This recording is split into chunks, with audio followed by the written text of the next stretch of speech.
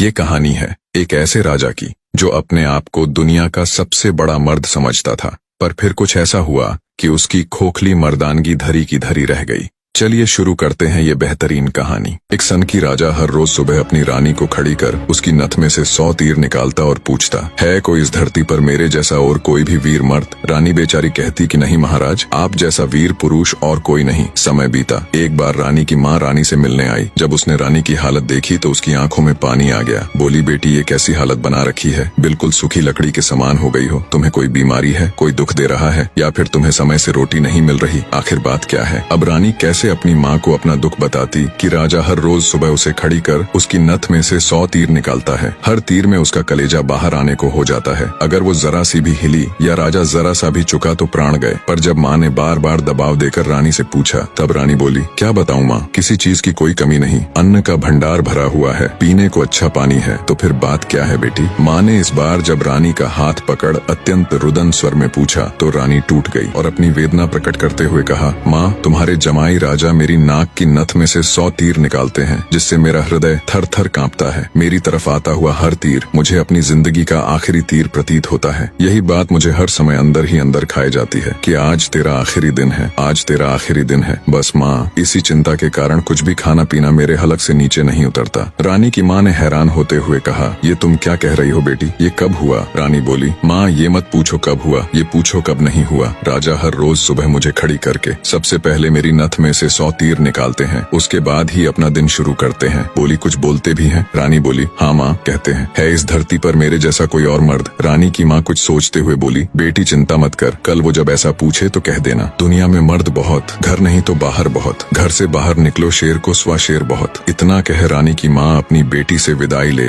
अपने घर चली गई। अब रानी को इंतजार था तो बस अगली सुबह का। राजा ने सोती हुई रानी को हाथ पकड़कर उठाया और कहा, रानी आ जाओ, समय हो गया। रानी ने सोचा, हे भगवान, बस आज और बच जाऊं, फिर तो जो माँ कहकर गई थी वो बोल दूंगी। और उठकर बाग में जाकर आंख बंद करके अपनी नथ पकड़कर खड़ी हो गई। राजा ने रोज की तरह एक के बाद एक 100 तीर रानी की नथ में से निकाले। तीर निकाल राजा बोला, बोल रानी, है दुनिया में मेरे जैसा कोई और शूरवीर मर्द? रानी हिम्मत जुटा बोली, महाराज दुनिया में शूरवीर मर्द बहुत, घर नहीं तो बाहर बहुत, आप बाहर निकल के देखो शेर को सवा शेर बहुत। राजा हैरान होते हुए बोला, ठीक है रानी, अगर यही बात है तो कुछ खाने का सामान दो, मैं जा रहा हूँ बाहर शूरवीर मर्द देखने, मैं भी तो देखूं है कोई मुझसे ज्यादा शूरवीर मर्द इस दुनिया में। थोड़ा बहुत खाने पीने का सामान ले राजा निकल पड़ा। चलते चलते एक कच्चे रास्ते पर हो लिया। थोड़ी दूर ही चला तो आगे देखा एक आदमी रास्ते के किनारे पर लेटा ऊपर की तरफ एकटक देख रहा है। राजा को बड़ा कौतूहल हुआ। ऊपर की तरफ देखा तो उसे सिवाय सूर्य की तेज किरणों के कुछ दिखाई नहीं दिया। गया जिज्ञासावश उसके पास और पूछा, क्यों भाई, ऊपर क्या देख रहे हो? काणे आदमी ने कहा, इंद्र के अखाड़े में परियों का नाच हो रहा है, वो देख रहा हूँ। राजा ने एक बार फिर से ऊपर देखा पर उसे कुछ दिखाई न दिया तो उसका आश्चर्य बढ़ गया। काणे आदमी ने ऊपर की तरफ ध्यान लगाए लगाए राजा से पूछा, तुम कौन हो भाई और कहाँ जा रहे हो? राजा बोला, मैं मालवा का राजा उत्पल राज हूँ, मैं दुनिया में शूरवीर मर्द देखने जा रहा हूँ। काणे को बड़ा कौतुक हुआ। बोला, तो थोड़ी देर मेरी प्रतीक्षा करो भाई। नाचते नाचते एक परी की पाजेब टूट गई है, वो नीचे गिरने वाली है, बस उसको लेकर मैं भी तुम्हारे साथ शूरवीर मर्द देखने चलूंगा। कुछ ही देर में आकाश से छम की आवाज से एक पाजेब नीचे आ गिरी। काणे ने उसे उठाया और जेब में रख लिया और बोला, अब चलो भाई मर्द देखने। मर्द कैसे होते हैं मैं भी तो देखूं। राजा के आश्चर्य की कोई सीमा नहीं थी। उसका अहंकार तो यही नष्ट हो चुका था, उसकी हवाइयां उड़ चुकी थीं। सोचा कि तू तो रानी की नथ से तीर निकाल अपने आप को सबसे बड़ा मर्द समझता था, तेरे से ज्यादा तो ये काणा है। एक आंख से अंधा होते हुए भी इंद्र के अखाड़े में क्या हो रहा है देख लेता है। अब राजा और काणा आदमी दोनों एक साथ चल पड़े मर्द देखने। राजा और काणा आदमी अभी कुछ दूर ही चले थे। आगे एक नौजवान व्यक्ति धनुष बाण लिए किसी की प्रतीक्षा में बैठा था। राजा ने उससे भी पूछ लिया, क्यों भाई कैसे बैठे हो? व्यक्ति बोला, अपने दोस्त का इंतजार कर रहा हूँ। राजा बोला, कहाँ है तुम्हारा दोस्त? व्यक्ति बोला, मैंने 100 कोस पर तीर मारा है, उसे लेने के लिए गया है। इतना सुनना था कि राजा के पैरों नीचे से जमीन खिसक गई। कहानी को बीच में रोक आपकी जानकारी के लिए बता दूं, पुराने समय में दूरी मापने के लिए किलोमीटर या मीटर नहीं बल्कि तब के लोग कोसों के द्वारा ही दूरी को मापते थे। उस समय के एक कोस का मतलब आज के लगभग 3 किलोमीटर है। तो नौजवान व्यक्ति ने राजा राजा और काणे आदमी से पूछा, तुम लोग कहाँ जा रहे हो? काणे ने कहा, मर्द देखने। उत्सुकतावश नौजवान ने कहा, तो भाई हम भी चलेंगे तुम्हारे साथ मर्द देखने, बस थोड़ा इंतजार करो, मेरा दोस्त अभी मेरा तीर लेकर आता ही होगा। राजा बोला, 100 कोस से आज ही थोड़े ना आ जाएगा, उसे तो कई दिन लगेंगे। नौजवान ने मुस्कुराते हुए कहा, नहीं मान्यवर, उसे 100 कोस से जाने और आने में सिर्फ 1 घंटा लगता है। थोड़ी ही देर में एक लंगड़ा व्यक्ति नौजवान के द्वारा छोड़ा हुआ तीर हाथ में लेकर आता है। अब राजा को काटो तो खून नहीं। रानी की नथ में से तीर निकाल खुद को मर्द सूरमा समझने वाले राजा को अब एक से एक बड़े सूरमा टकरा रहे थे। वो जिस बिल में हाथ डाल रहा था वहीं से सांप फुफकारते हुए निकल रहे थे। एक काणा आदमी जो एक आंख ना होते हुए भी इंद्र के अखाड़े में परियों का नाच देख रहा है। एक युवा पराक्रमी नौजवान 100 कोस तक तीर मार रहा है। एक अपाहिज लंगड़ा आदमी 100 कोस की दूरी सिर्फ 1 घंटे में नाप देता है। बोझिल कदमों के साथ राजा अब उन तीनों के साथ आगे चल पड़ता है। चलते चलते वे एक नगर में पहुंचे जहां एक राजा की लड़की का स्वयंवर चल रहा था। स्वयंवर की शर्त थी कि जो व्यक्ति 50 कोस से 2 घंटे में हंसता पान बोल सुपारी ला देगा उसी के साथ रानी का विवाह कर दिया जाएगा। चारों में से लंगड़ा ही इस काबिल था जो कोसों की दूरी मिनटों के हिसाब से तय कर सकता था। अंततः चारों की सलाह पर लंगड़ा व्यक्ति स्वयंवर की शर्त पूरी करने के लिए तैयार हो गया और शर्त अनुसार हंसता पान बोल सुपारी लाने के लिए चल पड़ा। रानी के स्वयंवर की शर्त अनुसार लंगड़ा व्यक्ति तेजी के साथ उस दिशा में बढ़ने लगा जहां हंसता पान बोल सुपारी का पेड़ था। अपनी दिव्य गति से थोड़े ही समय में वो उस पेड़ के पास जा पहुंचा। उसने सुपारी तोड़ी और अपनी जेब में डाल ली। सोचा, अभी तो बहुत समय है, क्यों ना थोड़ी देर सुस्ता लिया जाए। ये सोचकर वो उस पेड़ के नीचे सुस्ताने के लिए लेट गया। ठंडी हवा के झोंकों से जल्दी ही उसकी आंख लग गई। उधर तीनों की समय बीतने के साथ साथ चिंता बढ़ रही थी। 2 घंटे पूरे होने को आए थे, बस थोड़ा समय ही बचा था। नौजवान तीरंदाज ने कहा, इतना समय तो उसे कभी नहीं लगता, जरूर कुछ बात है। काने आदमी ने कहा, रुको मैं देखता हूँ। जब काने ने देखा तो वो पेड़ के नीचे सो रहा था और पेड़ से एक खूंखार जहरीला सांप उसे काटने के लिए उसकी तरफ बढ़ रहा था। जब ये बात उसने साथियों को बताई कि वो तो सो रहा है और एक जहरीला सांप उसकी तरफ बढ़ रहा है, तब तीरंदाज नौजवान ने काने से कहा, तुम मेरे तीर का निशाना सांप के फन पर लगाओ। काने ने कहा, हाँ ये ठीक है, निशाना लगाकर मैं हुंकारा भरूं तब तुम तीर छोड़ देना। काने ने तीर को सांप के फन की दिशा में लगाकर जैसे ही हूं कहा, तीरंदाज ने तीर छोड़ दिया। तीर सीधा जाकर सांप के फन पर लगा और धड़ाक की आवाज के साथ सांप नीचे गिर गया। आवाज सुन लंगड़ा आदमी हड़बड़ाहट के साथ उठकर बैठ गया। देखा तो एक जहरीला सांप उसके पास मरा पड़ा है और उसके दोस्त का तीर सांप को लगा हुआ है। सारा माजरा समझते उसे देर न लगी। वो दिव्य गति से नगर की ओर दौड़ा। समय रहते वो हंसता पान बोल सुपारी लेकर राजमहल पहुंच गया। अब समस्या ये थी कि राजकुमारी पर असली हक किसका है। राजा अगर घर से मर्द देखने नहीं चलता तो ये सारा किस्सा ही शुरू नहीं होता। काना अगर अपनी दिव्य दृष्टि से देखकर लंगड़े व्यक्ति को सांप से नहीं बचाता तो राजकुमारी के स्वयंवर की शर्त कैसे पूरी होती। नौजवान तीरंदाज के पास 100 कोस तीर चलाने की क्षमता न होती तो भी उसके मित्र को सांप डस लेता और शर्त पूरी नहीं होती। लंगड़े व्यक्ति के पास दिव्य गति न होती तो भी राजकुमारी स्वयंवर की शर्त पूरी न होती। राजकुमारी का पति कौन होगा? जब इसके ऊपर उनमें आपस में सलाह मशवरा हुआ तो राजा को ही चुना गया, क्योंकि ये सारी कहानी ही उससे शुरू हुई थी। पर राजा ने अपनी सारी बीती बात बता कहा, मैं पहले से ही शादीशुदा हूँ, इसलिए मैं राजकुमारी से शादी करूँ इसका सवाल ही पैदा नहीं होता। मैं तो तुम सबका शुक्रगुजार हूँ मेरा खोखला वहम तोड़ने के लिए। काने ने कहा, मैं तो इंद्र के अखाड़े में अपनी परियों के साथ ही खुश हूँ और वैसे भी मेरे दिन अब उस ऊपर वाले को याद करने के हैं। बारी आई युवा तीरंदाज की। उसने अपने मित्र से कहा, मित्र, राजकुमारी के साथ तुम्हारा विवाह होना चाहिए, क्योंकि तुमने ही स्वयंवर की शर्त का सीधा पालन किया और राजमहल में शर्त अनुसार हंसता पान बोल सुपारी लेकर आए। इसलिए शर्त के दृष्टिकोण से देखें तो राजकुमारी पर तुम्हारा ही हक बनता है। तीरंदाज की बात सबको सही लगी और सबने सहर्ष सहमति जताई। लंगड़े व्यक्ति के साथ राजकुमारी का विवाह हो जाता है। सभी बहुत खुश थे। राजा सभी को अपने राज्य आने का निमंत्रण दे खुशी खुशी उनसे विदा लेते हैं। अपने मन में वो अब कभी रानी के साथ दुर्व्यवहार न करने की शपथ लेते हैं। चलिए आपको एक और बेहतरीन कहानी सुनाते हैं, जो है एक ऐसी घमंडी शहजादी की जो आदमी को आदमी नहीं जानवर समझती थी, जिसकी नजरों में मनुष्य की कोई कीमत नहीं थी।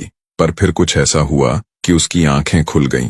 पर दूसरी कहानी शुरू करने से पहले आप सबसे निवेदन है कि आप चैनल को अभी सब्सक्राइब कर दीजिए और ऐसी ही बेहतरीन कहानियों का लुत्फ उठाते रहिए। सुंदरता के गुरूर में चूर शहजादी बानो अपने माँ बाप की इकलौती संतान थी। जब वो सवारी के लिए निकलती तो लोग अपने घरों में दुबक जाते, दरवाजे खिड़कियां बंद कर लेते, दुकानदार अपनी दुकानों के पर्दे गिरा देते, राहगीर अपनी राह से हटकर गली कूचों में चले जाते। अगर गलती से कोई राह में रह जाता तो उनके लिए जहाँ है वहीं औंधे मुंह लौटने का सख्त शाही फरमान था। जो बादशाह के इस शाही फरमान के खिलाफ जाता उनकी आंखों में तपते गर्म सरिये डालने का रूह कपा देने वाला कानून था। एक दिन शहजादी बानो की सवारी उसके ढेरों अंगरक्षकों सहित बाजार से गुजर रही थी। तभी बाजार के दूसरे रास्ते से एक बूढ़े राहगीर ने प्रवेश किया। तेजी से आगे बढ़ते शहजादी के काफिले को जब बूढ़े राहगीर ने अपनी तरफ आते देखा तो उसके पास इतना समय भी नहीं था कि वो भागकर कहीं छुप जाए। वो एक गरीब बूढ़ा मछुआरा था जिसके सिर पर मछलियों से भरी टोकरी थी। टोकरी को फेंक कर औंधे मुंह जमीन पर लेटता तो उसकी सारी मछलियां मर जाती। काफिला उसके पास आ पहुंचा। शहजादी के सिपाहियों ने उसे गिरफ्तार कर लिया। घमंडी शहजादी ने उसको देख अपने सिपाहियों को आदेश दिया इस दुस्साहसी को कैद कर लिया जाए और शाही फरमान के अनुसार 2 दिन बाद इसकी मलिन आंखों में तपता गरम सरिया डाला जाए। इतना सुनकर बूढ़ा मछुआरा थर-थर कांपने लगा और बोला, ए शहजादी, ए मल्लिका, मुझ गरीब मछुआरे की उम्र का लिहाज करते हुए मुझे रहम की बख्शीश दो। पर शहजादी बानो पर बूढ़े मछुआरे की बातों का कोई असर नहीं हुआ। उसने कहा, इस कमबख्त की आंखें फोड़ दो। इतना कहकर वो अपने काफिले के साथ आगे बढ़ गई। बूढ़ा मछुआरा कांपता हुआ माफी की भीख मांगता रह गया। डर के मारे उसके हाथ पैर कांप रहे थे जिससे उसकी मछलियां बिखर गईं। बहते नेत्रों के साथ वो मछलियां उठाने लगा तो शहजादी के सैनिकों ने धमकाते हुए कहा, क्या कर रहा है बदतमीज बूढ़े, तूने रास्ते को खराब कर दिया। तेरे पास इन सब के लिए समय नहीं है। इतने में एक नवयुवक आया और बूढ़े की मछलियां इकट्ठी कर उसके टोकरे में डाल दी। सिपाहियों ने गुस्से में नवयुवक से कहा, चल यहाँ से अपना रास्ता नाप। नवयुवक लड़का मन ही मन शहजादी को सबक सिखाने का निश्चय कर वहाँ से चला गया। शहजादी का खोखला गुरूर तोड़ने की ठान चुका नवयुवक जब खोजबीन करने और अंदर घुसने का रास्ता देखने शहजादी के महल के पास पहुंचा तो उसने देखा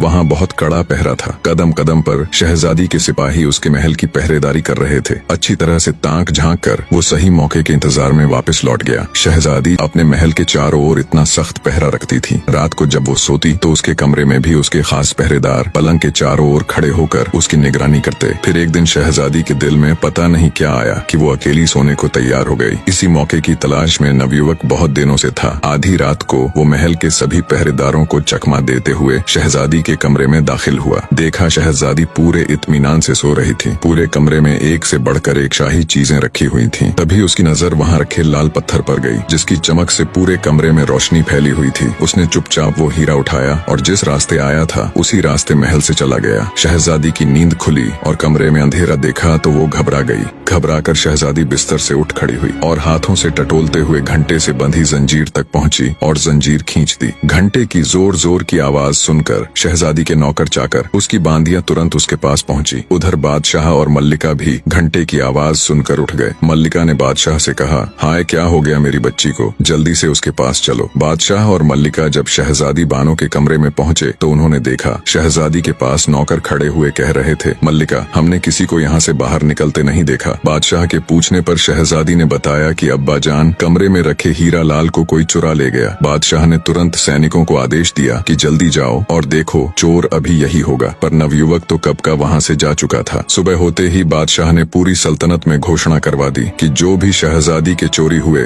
हीरा लाल को वापस लेकर आएगा या आएगी उसे मुंह मांगा इनाम दिया जाएगा। नवयुवक को जब बादशाह की घोषणा का पता चला तो वो मन ही मन खुश हुआ। वो अब अपने अगले कदम के लिए तैयार था। शहजादी के गुरूर को तोड़ने की नवयुवक की योजना अब उसके हिसाब से जा रही थी। अपनी योजना अनुसार वो बादशाह के सम्मुख पेश हुआ और तख्त के सामने झुककर बड़ी अदब के साथ सलाम किया। बादशाह ने नवयुवक से पूछा, कौन हो तुम? नवयुवक ने अदब के साथ कहा, बादशाह सलामत, मैं शहजादी के चुराए हुए हीरा लाल को लेकर आया हूँ। अब आप अपने वायदे के मुताबिक मेरी मुंह मांगी शर्त को पूरा कीजिए। बादशाह हीरे को देख खुश होता हुआ बोला, कहो तुम्हें क्या चाहिए? नवयुवक ने बोला, बादशाह सलामत, मेरी गुजारिश है कि परसों शहजादी को देखने पर कैद किए गए वृद्ध मछुआरे की आंखें फोड़ने की सजा माफ की जाए और उन सिपाहियों की पीठ पर कोड़े लगवाए जाएं जिन्होंने उसे गिरफ्तार किया और मुझे गालियां दी। बादशाह ने हैरान होते हुए पूछा, उस बूढ़े मछुआरे के साथ तुम्हारा क्या रिश्ता है? नवयुवक बोला, हुजूर ए आजम, मेरा उसके साथ इंसानियत के अलावा कोई रिश्ता नहीं। बस उसकी हालत देखकर मुझे उसके ऊपर रहम आ गया और वैसे भी उसके देखने भर से शहजादी का क्या बिगड़ गया। नवयुवक के मुख से ये बात सुनकर बादशाह गुस्से से तिलमिला उठा। उसने अपने वजीर को आदेश दिया, इस कमबख्त को कारावास में डाल निकाल दो और वायदे के मुताबिक उस बूढ़े मछुआरे को रिहा कर दिया जाए और उन सैनिकों को 50-50 कोड़े मारे जाएं। नवयुवक ने बादशाह का हुक्म सुन बादशाह से कहा, बादशाह हुजूर, आप मुझे कारावास की सजा क्यों दे रहे हो? तब बादशाह बोला, एक तो तुमने शहजादी के लाल हीरे को चुराया और ऊपर से शहजादी का अपमान किया है। नवयुवक ने बड़े अदब के साथ कहा, बादशाह हुजूर, हीरा मैंने बूढ़े मछुआरे को सजा से बचाने के लिए चुराया था। आप ये ठीक नहीं कर रहे हैं। अगर आपने ऐसा किया तो मैं आपकी जेल से भाग जाऊंगा और आपका ताज चुरा लूंगा। बादशाह बोला, बेवकूफ लड़के, तू मेरे ताज के आसपास भी नहीं फटक सकता। बादशाह ने सिपाहियों को उसे जेल ले जाने का इशारा किया। इशारा मिलते ही तुरंत सिपाही नवयुवक को पकड़कर कैद खाने ले गए और जेल में बंद कर दिया। नवयुवक जेल में बैठा खुश हो रहा था। जैसा वो चाहता था अब तक बिल्कुल वैसा ही हो रहा था। वो अब अपने अगले कदम के लिए पूरी तरह तैयार था। बादशाह शहजादी के पास गया और हीरा लाल देते हुए उसे सारी दास्तान सुनाई। शहजादी ने कहा, अब्बा जान, उस दुस्साहसी की इतनी मजाल कि उसने मेरे कमरे से हीरा लाल चुराया और अब आपका ताज चुराने की फिराक में है। उस दुष्ट व्यक्ति को बीच चौराहे पर खड़ा करके उसके दोनों हाथों को कटवा दीजिए ताकि फिर कभी कोई ऐसी जरूरत करने की सोचे तक नहीं। बादशाह ने शहजादी से कहा, बेटी तुम चिंता मत करो, जैसा तुम कहती हो उसके साथ वैसा ही किया जाएगा। बादशाह ने पूरे राज्य में घोषणा करवा दी कि कल सुबह राज्य का हर व्यक्ति शहर के चौराहे पर आ जाए। बीच चौराहे पर शहजादी के महल में चोरी करने वाले दुष्ट नौजवान व्यक्ति को खड़ा कर उसके दोनों हाथ काटे जाएंगे। बादशाह का वजीर जब कैद खाने जाकर नवयुवक को ये खबर देता है तो नवयुवक जोर जोर से हंसने लग जाता है और कहता है, तुम सब पागल हो गए हो, सुबह तक यहाँ कौन रुकेगा? मैं तो आज रात ही बादशाह का ताज लेकर यहाँ से फुर्र हो जाऊंगा। वजीर ने कैद खाने के दरोगा को हुक्म देते हुए कहा कि आज रात कैद खाने के चारों ओर सख्त पहरा लगवा दीजिए। सुबह हुई तो बादशाह ने वजीर को हुक्म दिया, जाओ जल्दी लेकर आओ, उस कमबख्त को उसके हाथ कटते देखने के लिए मैं स्वयं भी बेताब हूँ। वजीर जी हुजूर कहकर तुरंत कारावास की ओर चल दिया। उसने कारावास के दरोगा को कहा, उस नवयुवक को लेकर आओ। दरोगा जब जेल के अंदर जाकर देखता है तो उसे वहाँ सिर्फ हथकड़ियाँ पड़ी हुई मिलती हैं। ये देखकर दरोगा के पैरों नीचे से जमीन खिसक जाती है। वो भागकर वजीर के पास जाता है और बताता है कि हुजूर साहब, वहाँ तो सिवाय हथकड़ियों के कुछ नहीं है, लड़का जेल से भाग चुका है। वजीर बोला, बादशाह सलामत, अब तुम्हें नहीं बख्शेंगे। दरोगा बोला, हुजूर साहब, पता नहीं उस लड़के ने कैसे किया, क्योंकि आज रात तो मैं खुद उसकी निगरानी कर रहा था और थोड़ी थोड़ी देर में जाकर उसको चेक कर रहा था। वजीर बोला, मुझे कुछ नहीं पता, तुम बादशाह सलामत के पास चलो। दरोगा को लेकर वजीर बादशाह के पास पहुंचा और सारा माजरा बताया तो बादशाह का मुंह पीला पड़ गया, जैसे एकदम उसके शरीर से उसके प्राण निकल गए हों। वो आनन फानन में अपने शयन कक्ष की ओर दौड़ा। देखा तो उसका मुकुट भी गायब था। बादशाह को काटो तो खून नहीं। शहजादी बानो अपने पिता के महल में आती है। देखा तो बादशाह उदास बैठा हुआ है। शहजादी ने उनसे मायूसी का कारण पूछा तो बादशाह बोला, क्या फायदा मेरे बादशाह होने का जब एक मामूली सा चोर लड़का मेरे महल में दाखिल हो जाता है और जो उसका मन करे उठा ले जाता है। शहजादी बोली, मुझे तो लगता है सभी नौकर उस कमबख्त से मिले हुए हैं, पर आप उदास मत हो अब्बा जान, एक तरीका है उसे पकड़ने का और आपका ताज फिर से पाने का। आप उस बूढ़े राहगीर को फिर से कैद करवा कर पूरे नगर में घोषणा करवा दीजिए कि बूढ़े मछुआरे की आंखें निकाल कर उसे शहजादी के महल में बंदी बनाकर रखा गया है, वो उसे बचाने जरूर आएगा। बादशाह के हुक्म की देर थी कि कुछ ही देर में सैनिक उस बूढ़े राहगीर को पकड़ लाए। बादशाह ने बूढ़े मछुआरे को आराम के साथ शाही कमरे में ठहराया और अपनी योजना अनुसार पूरे राज्य में घोषणा कर दी कि बूढ़े की आंखें निकाल उसे कैद करके रखा है। नवयुवक को जब पता चला तो उसके तन बदन में आग लग गई। उसने खुद से कहा, जब मेरे ऊपर वश नहीं चला तो उस बूढ़े राहगीर को ही उठा लिया, पर अब बस बहुत हुआ, अब इन सब का अंत करने का समय आ गया है। रात हुई तो शहजादी के महल के चारों तरफ कड़ा पहरा लगा दिया गया। कदम कदम पर शाही सैनिक अस्त्र शस्त्रों के साथ चौकन्ने खड़े थे। खुद बादशाह भी भेष बदलकर गश्त कर रहा था, पर तभी अचानक शहजादी के महल से हृदय चीर देने वाली चीख सुनाई दी। बादशाह आनन फानन में भागा भागा शहजादी के कमरे में दाखिल हुआ। देखा तो शहजादी जमीन पर पड़ी हुई है और उसका पूरा शरीर नीला पड़ गया है। तुरंत शाही वैद्य को बुलाया गया। जब वैद्य ने राजकुमारी को चेक किया तो उसके होश उड़ गए। कांपती आवाज में बादशाह से कहा, माफ करे हुजूर, शहजादी अब इस दुनिया में नहीं है, किसी जहरीले सांप के काटने से वो मर चुकी है। बादशाह के ऊपर तो जैसे मुसीबतों का पहाड़ टूट पड़ा। वो दहाड़े मार मार कर रोने लगा, बेटी तुम मुझे छोड़ के नहीं जा सकती, तुम्हारे बिना मैं भी अपने प्राण त्याग दूंगा। पूरे महल में चीख पुकार मच गई। तभी वजीर की नजर वहाँ रखी एक कुर्सी पर गई जिसके ऊपर बादशाह का शाही ताज रखा हुआ था। वजीर बोला, माफ करना हुजूर, ये सही समय नहीं है, पर ये सब किया धरा उस चोर का ही है। वो ही यहाँ पर किसी जहरीले सांप को छोड़ गया और आपका ताज भी रख गया। शहजादी के मौत के गम में बादशाह पूरी रात रोता है। सुबह हुई तो रस्म अनुसार शहजादी बानो को दफनाया गया। शहजादी के गम में पूरे नगर की आंखें नम थीं। हर जगह एक अजीब सा सन्नाटा पसरा हुआ था। शहर की सभी दुकानें बंद थीं। हर कोई शहजादी के लिए दुआ कर रहा था। अगले दिन बादशाह जब शहजादी की समाधि पर फूल चढ़ाने गया तो देखा शहजादी की कब्र खुदी हुई थी। शहजादी का पार्थिव शरीर कब्र से गायब था। ये देख बादशाह को बड़ा भयानक सदमा लगा। अपने होशो हवास खो वो जमीन पर गिर पड़ा। वजीरों ने जब उस पर ठंडे पानी से छिड़का किया तो उसे होश आया, पर बादशाह अब भी अपने हवास में न था। वो सबकी तरफ ऐसे देख रहा था जैसे वो किसी को जानता ही न हो। 4 दिन के इलाज के बाद उसका होश ठिकाने आया। बादशाह को इतना गम शहजादी की मौत का भी न था जितना उसकी मैयत गायब होने का था। उसने दूसरे राज्यों से स्पेशल जासूसों की पूरी टुकड़ी बुला ली और शहजादी की मैयत का पता लगाने को कहा। शहर के चप्पे चप्पे में अब जासूस फैल चुके थे, पर उन्हें क्या पता था शहजादी का चोर तो कब का मुल्क से बाहर जा चुका था। कब्र खोदकर शहजादी की लाश को बाहर निकालने वाला कोई और नहीं बल्कि वो नवयुवक ही था जो शहजादी के गुरूर को तोड़कर ध्वस्त करने की ठान चुका था। शहजादी की लाश को अपने घोड़े पर लिए वो बहुत तेजी से आगे बढ़ रहा था। चलते चलते वो बगदाद शहर के बाहर पहुंच गया। शहजादी की लाश को झाड़ियों में छुपा वो एक संदूक ले आया। संदूक में शहजादी को लिटा शहर के अंदर गया और उसने एक सराय का कमरा किराए पर लिया। जब रात हुई और सब सो गए तो नवयुवक ने बक्से को खोला और कुछ मंत्र बोलकर एक सांप बन गया। सांप बने नवयुवक ने शहजादी के कांटे हुए स्थान से सारा जहर चूस लिया और फिर से अपने असली रूप में आ गया। कुछ ही समय बाद आहें भरती हुई शहजादी उठकर बैठ गई। उसने पानी मांगा, तब नवयुवक ने उसे पानी पिलाया। पानी पीकर शहजादी के होश कुछ ठिकाने आए तो वो बोली, मैं कहाँ हूँ, तुम कौन हो? मैंने अभी अभी एक बहुत भयानक सपना देखा कि एक सांप के काटने से मेरी मृत्यु हो जाती है, मुझे दफना दिया जाता है। फिर तुम आकर मुझे कब्र से निकालकर एक सफेद घोड़े पर यहाँ ले आए, पर वो सपना एक सपना ना होकर हकीकत था। तुम मुझे यहाँ क्यों लेकर आए? तुम्हारा मकसद क्या है? और इतने सारे सिपाहियों के होते हुए तुम महल में घुसकर चोरी कैसे करते हो? बौखलाई शहजादी ने एक साथ सवालों की बौछार कर दी। तब नवयुवक बोला, सुनो शहजादी, अगर तुम जानना ही चाहती हो तो मेरा नाम बिन मुस्तफा है। मेरे अब्बा जान बहुत बड़े जादूगर थे जिन्होंने मुझे अपनी विद्या से सांप का रूप बदलने की विधि सिखाई है। मैं तुम्हारे महल में सांप के रूप में अंदर जाता था। जिस सांप के काटने से तुम्हारी मृत्यु हुई थी वो भी कोई और नहीं बल्कि मैं ही था। मैं जानता था सांप के काटे हुए मनुष्य का अगर 3 दिन के अंदर जहर चूस कर निकाल दिया जाए तो वो फिर से जिंदा हो जाता है। ये सब मैंने तुम्हें सबक सिखाने और तुम्हारे खोखले गुरूर को तोड़ने के लिए किया, और अब तुम सदा के लिए मेरी दासी बनकर मेरे साथ रहोगी। यही तुम्हारी सजा है। शहजादी सब कुछ सुन एकदम सन्न रह गई। उसे कुछ बोलते न सूझा। कुछ देर चुप्पी के बाद शहजादी ने माफी मांगते हुए कहा, मैंने ताकत के गुरूर में चूर पता नहीं कितने ही लोगों का अनिष्ट किया है, मुझे माफ कर दो। पर नवयुवक के ऊपर शहजादी की पश्चाताप भरी बातों का कोई असर नहीं हुआ।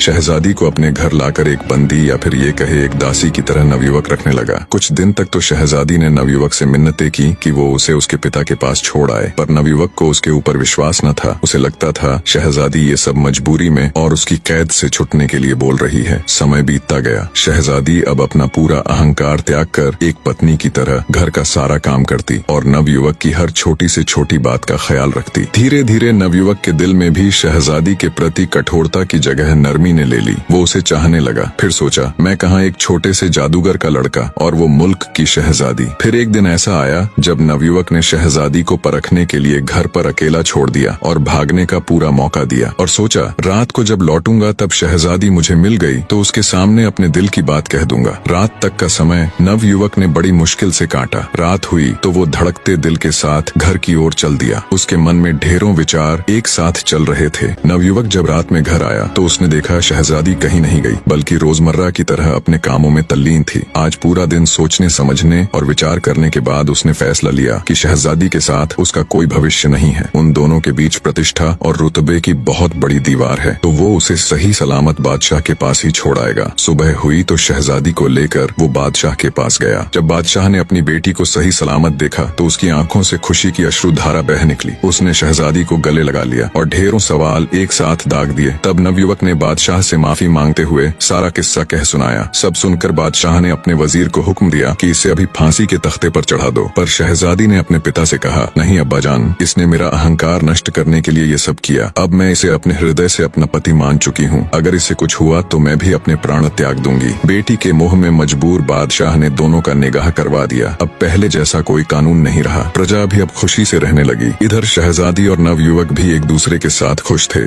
निष्कर्ष, सच्ची शक्ति और महानता केवल बाहरी ताकत, राज या सामर्थ्य में नहीं, बल्कि आत्म साक्षात्कार, विनम्रता और अपने भीतर की अच्छाई को पहचानने में है। शहजादी बानो, जो अपने शक्ति और सौंदर्य के अहंकार में चूर थी, अपनी गलतियों और असलियत को स्वीकारने के बाद खुद को बदलने का प्रयास करती है। नवयुवक, जो पहले केवल प्रतिशोध और सजा के विचार से प्रेरित था, धीरे धीरे अपनी कठोरता और गुस्से से बाहर निकलता है और उसे माफ करके एक नया दृष्टिकोण अपनाता है। यह कहानी यह भी सिखाती है कि सच्ची सजा किसी को शारीरिक रूप से दंडित करने में नहीं है, बल्कि उसे मानसिक और आत्मिक रूप से आत्म सुधार की दिशा में मार्गदर्शन करने में है। नवयुवक का कदम शहजादी को सजा देने की बजाय उसे एक मौका देना यह दिखाता है कि जब किसी व्यक्ति को आत्मग्लानि और पश्चाताप का एहसास होता है तो उसकी सुधार की प्रक्रिया शुरू होती है। इंसानियत की सबसे बड़ी शक्ति सच्चाई को पहचानने, उसे स्वीकार करने और दूसरों के लिए अपना दृष्टिकोण बदलने में है। दोनों पात्रों की यात्रा यह दर्शाती है कि जब हम अपने अंदर की अच्छाई को पहचानते हैं और उसे अपने जीवन में उतारते हैं, तभी हम सचमुच महान बन सकते हैं।